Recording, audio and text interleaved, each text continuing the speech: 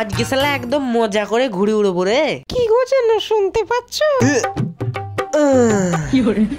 আরে মালিক, সামনের বুকটার একটু আগে ঠাকাও, তুমি তো অন্য কিছু ঠেকাচ্ছ। খোকা, ভিডিওটা শেষ অবধি দেখবে, তবেই তো আরো বেশি মজা পাবে।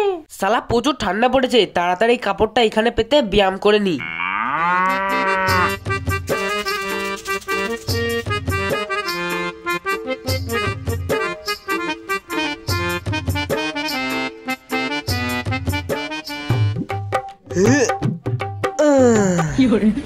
আরে মালিক, সামনের বুকটার একটু আগে ঠাকাও, তুমি তো অন্য কিছু ঠেকাচ্ছ।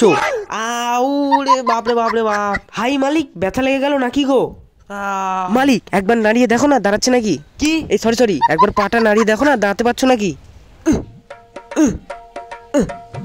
হ্যাঁ ঠিক আছে, এসব ব্যায়াম করবো না, চ বাইরে গিয়ে রোদে বসি, প্রচুর ঠান্ডা লাগছে।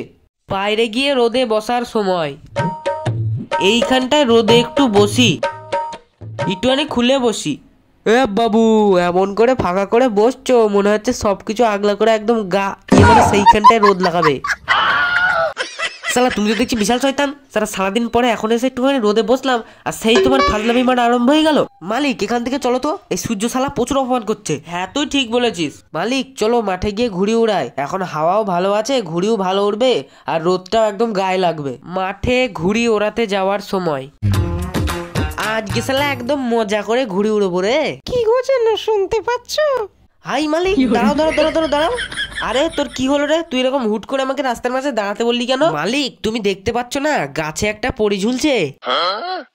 গাছে পরী ঝুলছে? এ আবার কিরম কথা বলিস তুই?